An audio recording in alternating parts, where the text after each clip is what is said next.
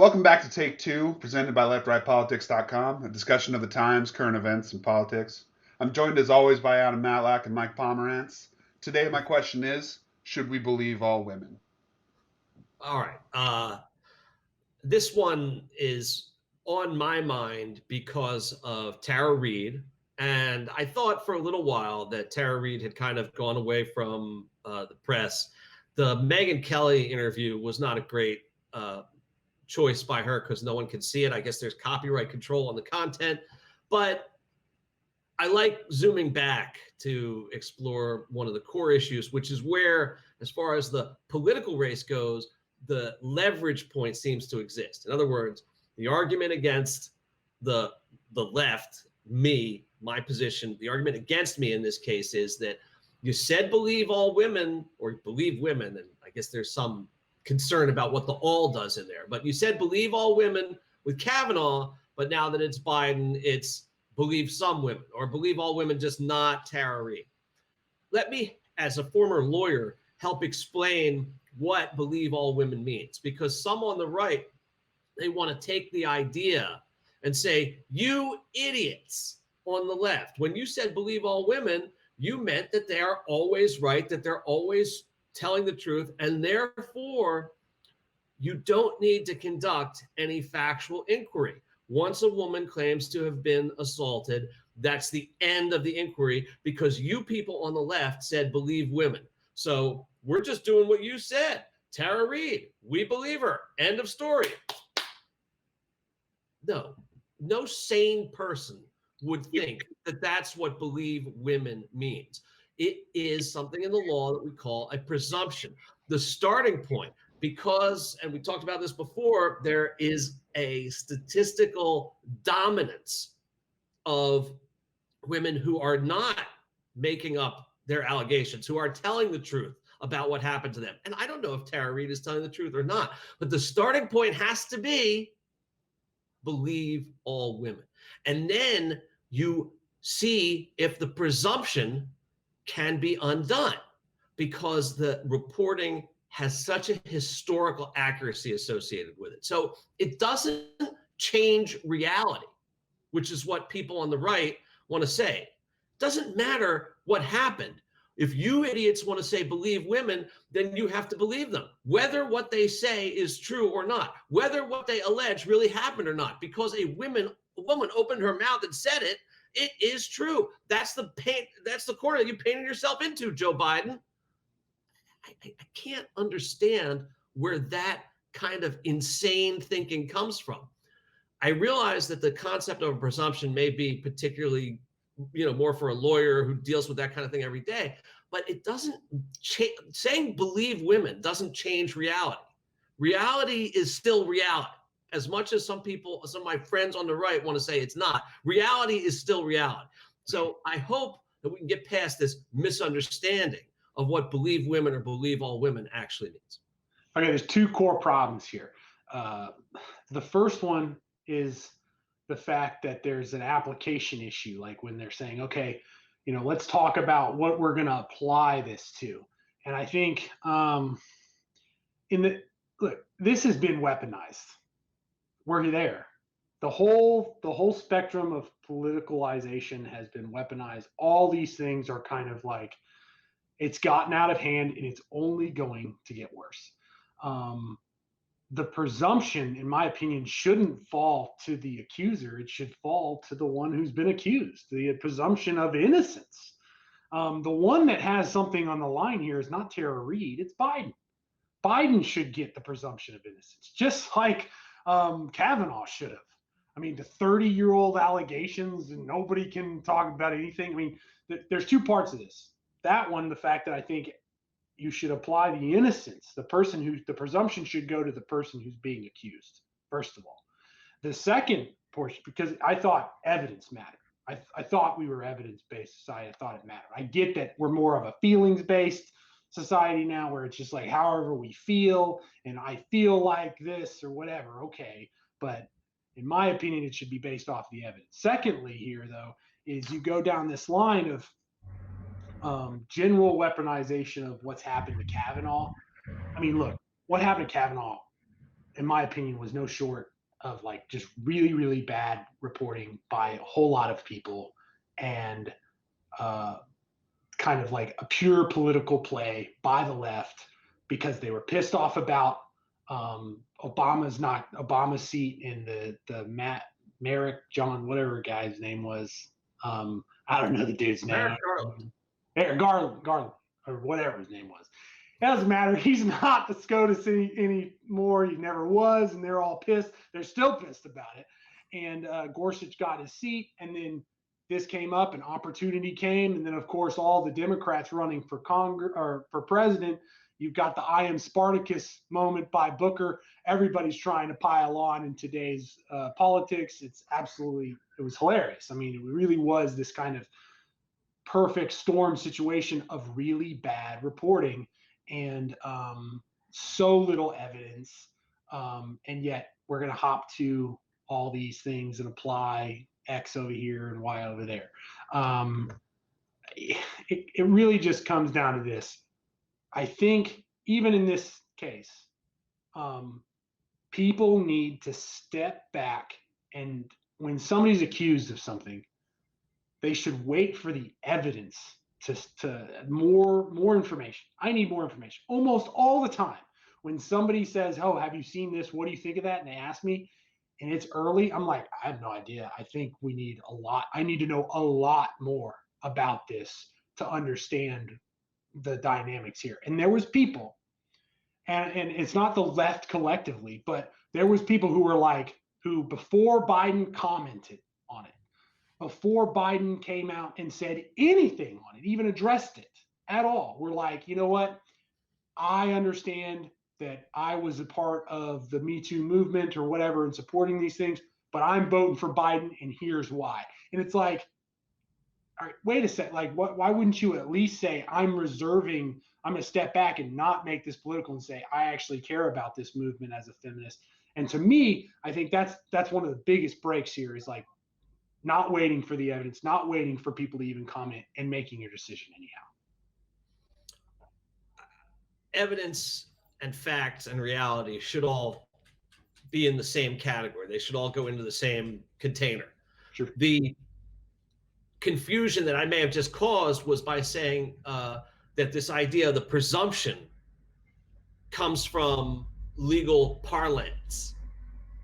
While that is true, what I do not mean to imply is that we should apply a legal analysis to what goes on in terms of the press.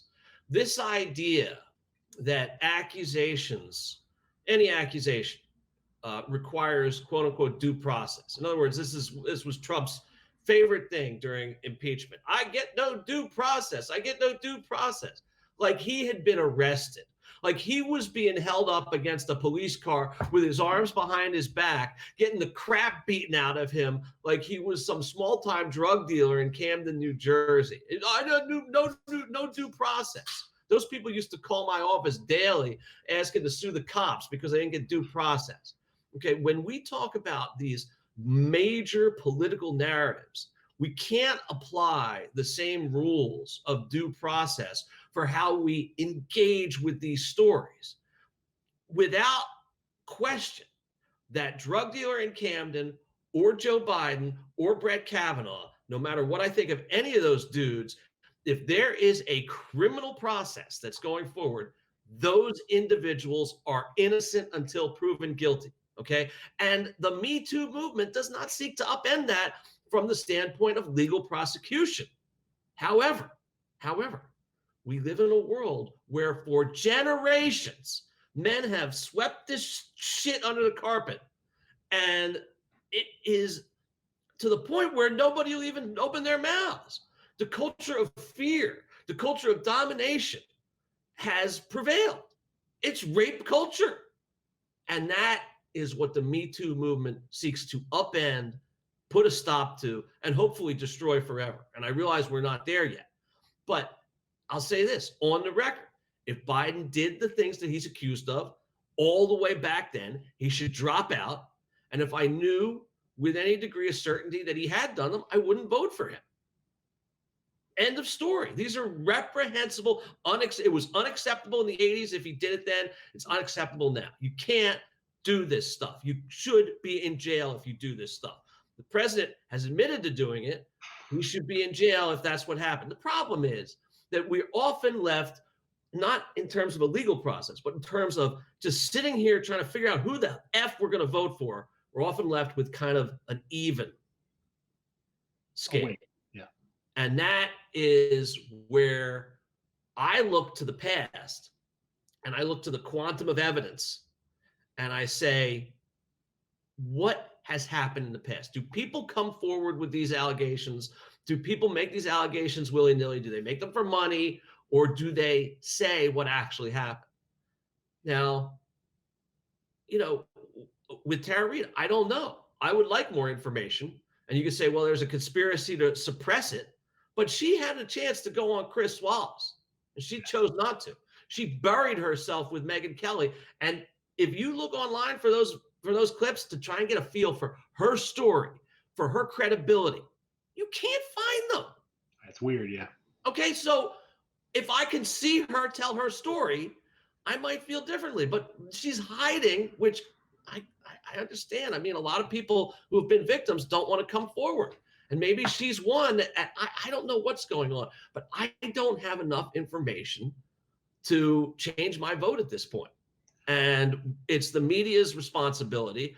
And the media is all, one side's all cranked up to deal with their candidate, and the other side's all cranked up to deal with their candidate. And a poor schmuck like me doesn't know what's really going on. So I'm not interested in confirmation of my own biases. I would like to have some real information, but it's not going to happen. And that is the biggest shame of this thing, because what was done to her, what she said was done to her, so horrible that it is disqualifying, and there should be a full inquiry. But it seems now that there won't be. Look, all I had to do was listen to the CNN playback of what was his name? Her mom calling into that talk show and talking about that. I mean, when I heard that, I was like, well, I almost believed her right then, because of the chances of that. I mean, that's more information. That's more confirmation that she was talking about this stuff back in '93 than the Ford allegations against Kavanaugh ever had. I mean, like that's how explosive that was for me. Now, I agree on a lot of the Me Too movement was weaponized in a way and has been taken to a degree that's wrong, in my opinion. Like look, allegations can ruin people's lives. And I care about the person who has been wronged by somebody just as much as I care about the person who's been wronged by a person who's wrongfully accused them. I don't think that I'm not willing to, especially from a high seat, sitting here playing, some sort of chess game and acting as though I can choose these percentages out. I don't get to say, I'm not willing to say that, look, I'm willing to just accept the fact that our justice system sucks and we have 7% of our people in the jail that are innocent of the crime that they got convicted of. That's basically what the stats tell us now. It's bad. It's not good. That's pretty. I mean, we all accept it because it's not us in there. I don't think it's something we should be proud of, and I think it's something we should be deeply concerned of. A lot of that has to do with the fact that our justice system tries people for crimes that they can't quite prove, even though they did this and they do these things. But it's similar to me, and so I think I'm not going to cut down the Me Too movement and sit here and say that it was a bad thing, because I think there has been a tremendous amount of disrespect from basically all men in power, essentially all men in power positions, and not even politically, everywhere. And there's been a undercurrent of sexual harassment for my whole life since I've known it. I grew up with seeing it, taught differently, taught that I'm supposed to respect women, taught all these things, taught values that do not coincide with that. And even the little stuff, there's tiny stuff that can be there.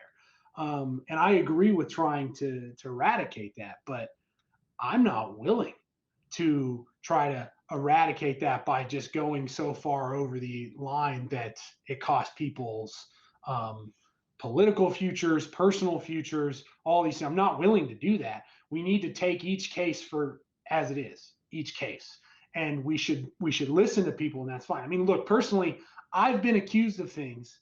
I was accused and told, and a little blog wrote a story about me and said that I'd been indicted, under investigation by the SEC. And I talked to that person. They did not contact me before they published that article. It was a crap storm for my life. It messed up my life for years. And I talked to that person on the phone, and they told me, "Look, it's slam dunk. You've been indicted. Here it is. All these things." Here we are 6 years later. I've talked to the SEC twice, and they told me none of it was true, and it was all false, and yet it messed up my life. And that was just one blog. That was just one little BS little statement guy. I cannot even imagine what would happen if somebody came forward and said I was doing these terrible things to somebody that didn't actually happen. Not to underplay what has happened to these people, but like it's important to me that we treat each person in each case as an individual situation and not sit there and be like, well, because all these other people didn't lie, you probably aren't lying. That's a really bad way to go about your life. And it's certainly a bad way to cause somebody else a ton of turmoil and pain just because other people hadn't lied. And I'm talking about in defense of Biden, who I think is literally an idiot. And I don't have I have one of the lowest opinions of him. Out of all of the political people in play right now, Biden is so useless. He's like that guy who, like, you wouldn't even want to have like a 15-minute conversation with him. You would be so bored. You'd be like, are you okay? I mean, but I'll go to bat for him right now and say, look, he doesn't deserve to be treated even the way he wasn't. Now, the double standard, and I know I'm going too long, but the double standard that's been applied here is glaring, is that, look, and the clear thing is we already know this. We are playing politics. Like it is. It's a political game. And even if he did it, I know a bunch of people who complained about Trump, said he's terrible, unfit for office, and aren't willing to say what you said, Mike, which is, you know what, if he did it, I'm not going to vote for him. And if it came forward and he said, I did this, I'm not going to vote for him. That's consistency, that's character, and there's a lot of people who are selling themselves out because I mean, to be honest, and it's something I say often, it doesn't matter. The ends justify the means. And it's something that we all need to sit there and make sure that we're not willing to rectify or come to terms with and be like, well, does it really matter? And I think you should respond if you want to. I don't know if I have anything to add to that. It's fine. I mean, I think at the end of the day, it really is something. I hope that we can come to a place, but you said it yourself. You know, it probably doesn't happen. Like, it probably doesn't change. It probably is just going to continue to get worse. And here we are. And let's, I hope as a society, we can grow into something where we take every case and treat individuals as they are, not as like their race or their gender or their creed, but who they are, and treat them individually, each count, each case, each situation. And that's the smart thing to do. That's what we should be hashtagging for, not this let's group everybody and throw sticks at each other and yell and scream and act like we're not in this together. So. All right, that's all the time we have for today. Thank you both for your thoughts. If you enjoyed our discussion, be sure to like and subscribe below, and we'd love to hear from you in the comment section. Thanks again, and we hope you join us for the next edition of Take Two, presented by LeftRightPolitics.com.